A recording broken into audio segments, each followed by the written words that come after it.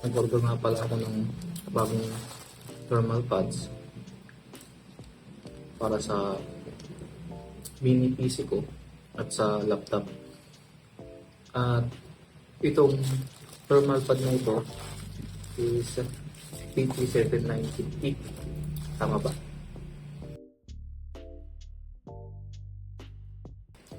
Ang tawag sa thermal pads na ito is PTM7950.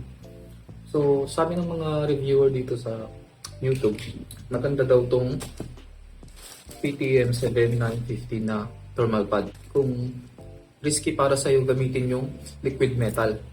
So, dito, napakita ko yung nabili ko and kung gaano siya ka ganda kung may pagbabago.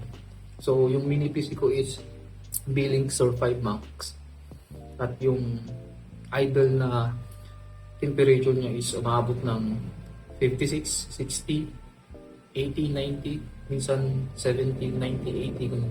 Hindi talaga maganda yung thermals niya. Mainit siya. So, lalagyan ko siya ng PTM 7950. So, bubuksan natin tong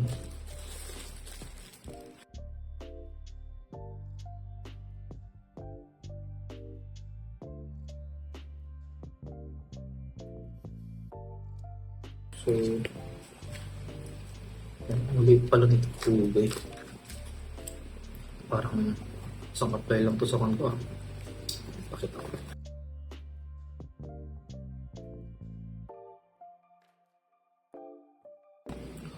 So, ito siya. So, ang sabi nila, mahirap daw i-apply ko sa CPU. Kasi, nababasag. Kasi, medyo malambot siya. So, susubukan natin yung tinuro nila na ilalagay mo na sa ref.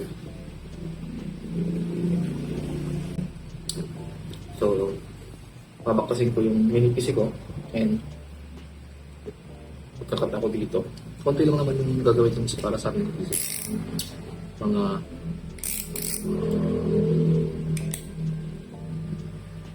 konti lang, basta konti lang. So yung iba naman nilalagay ko sa laptop ko. Papakita ko rin kung paano siya ilalagay sa laptop at sa mini PC. So, ito pala yung setting na ginagamit ko sa Farlight. Nasa balance lang siya.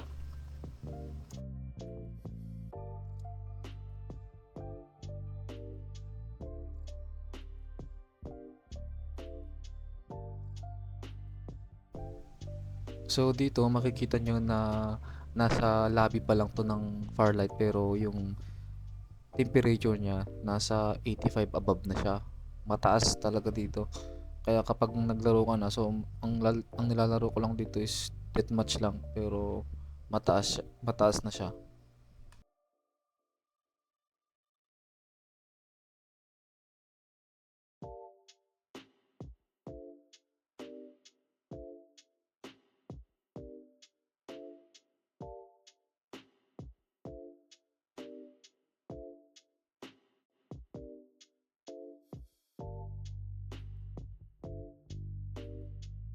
So dito, pumapasok pa lang sa game pero naka 90 degrees na siya.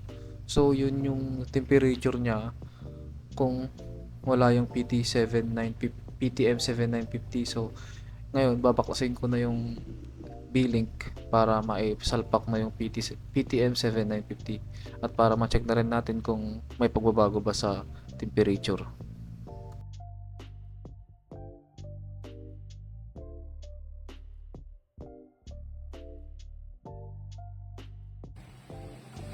Yan, ito nga pala yung B-Link Sur 5 Max. Nandun lang naman siyang buksan. Mayroong 4 na screw dito. Tapos pagkatapos nito, mayroong ulit 4 na screw sa loob. Pero tignan nyo na lang kung paano ko siya gawin.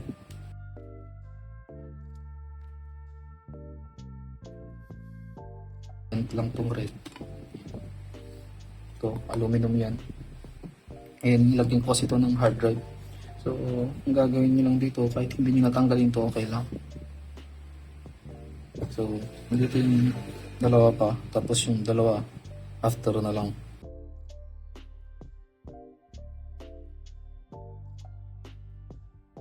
Ay, mayroon pa palang isa. Ito. Tatlo pala sila. Kalimutan ko. Diff lang natin yan. Hinahinay lang. Huwag niyong bibiglayin kasi mayroong flex cable dyan.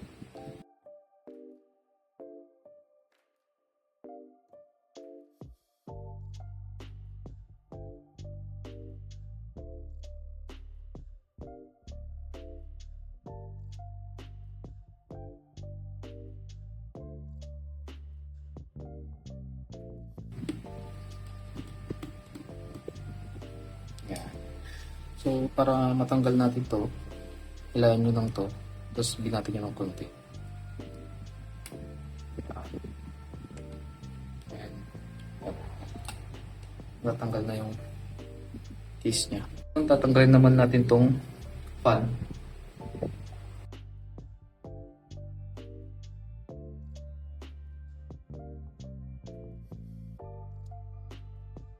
Ano lang siya. Okay. Ito na yung fan nya. Ito naman yung heatsink. So, ang nakalagay lang dito is thermal paste. Tinanggal ko kasi yung liquid metal. So, meron din siyang 5 na screw. 1, 2, 3, 4, 5.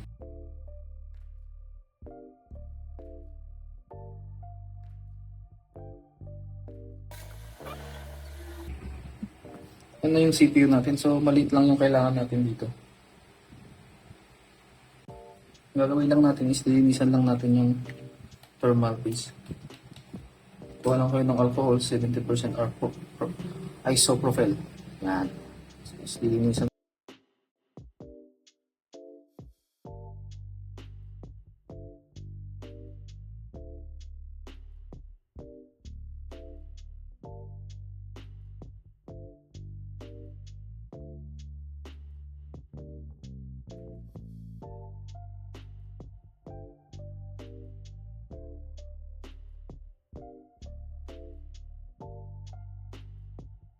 Yan. Linisan na natin. Set aside na natin ito. So, ang gagawin natin is i-measure natin ito.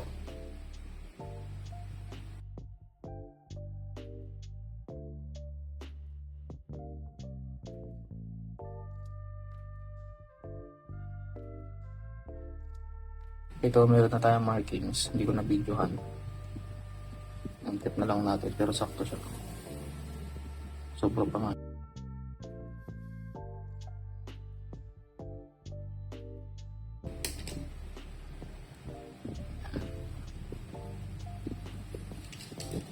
Tapos,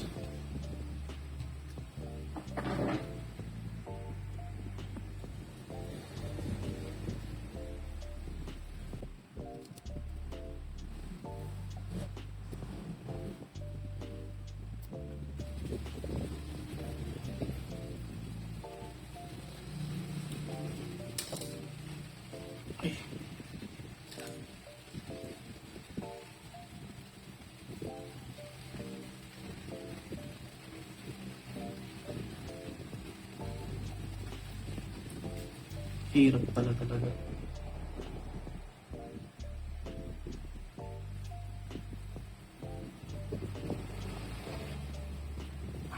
Yan.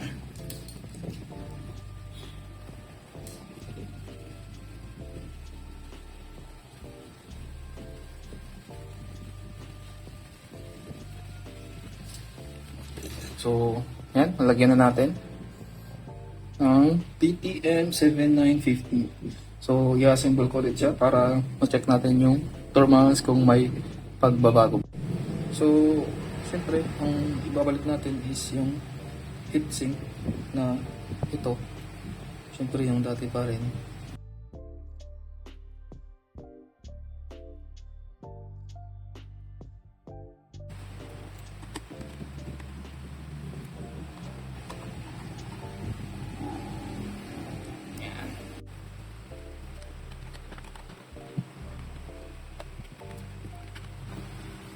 Power supply.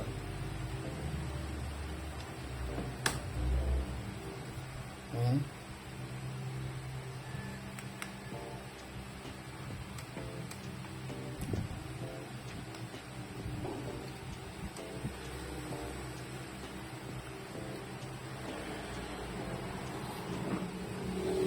Kung makikita nyo yan, dyan kasi yung fan niya. And dyan yung unang nagdudumi. So, napapakita ko lang na itong billing pa rin yung ginagamit natin para maniwala kayo. So, makita nyo naman Ryzen 5800H yung ano. So, ito yung specs ng mini PC ko. And para makita nyo rin at malaman nyo na hindi ibang PC yung ginamit ko. Pinalitan ko na kasi yung pangalan ng PC ko. So, ito. Yan. Yun pa rin naman yun. And papakita ko yung idle. So, makikita nyo dito 55, 53. Hindi siya tumataas from hanggang 70. Hanggang dyan lang na siya. Hindi siya tumataas. Pero try natin mag-open. Try natin i-open yung Farlight para makita natin kung may magbabago ba sa temperature. So, start natin. Yan. Try natin mag-load.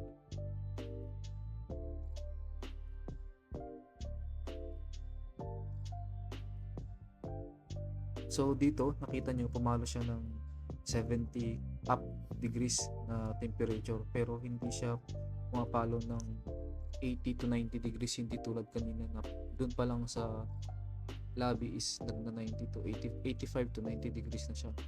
So merong pagbabago to sa PTM 7950 na thermal pads. And please note na yung PTM 7950 is nagbabago siya from solid to liquid depende kung gaano kainit yung temperature. So dito na naman makikita nyo na mababa yung temperature niya kumpara kanina. Hindi siya pumapalo ng 85 degrees and above sa lobby. Kaya na kasi nasa lobby pa lang tayo is 85 up na yung kanya, yung temperature niya. Pero dito naka-install na yung PT7950 is mababa na yung temperature niya kumpara kanina. At kung mapapansin nyo, yung FPS niya is tumaas. Kaya na kasi nasa 54 to 60 FPS lang yung kanina sa lobby. Ngayon umaabot na siya ng 100 FPS. So, try pa rin natin maglaro konti para makita natin kung gaano kainit to. So, nasa ditch match lang ako. So, yung settings ko is ganun pa rin tulad kanina. So, dito, pamabago, nag-82 siya pero hindi siya nag-D. So, yun.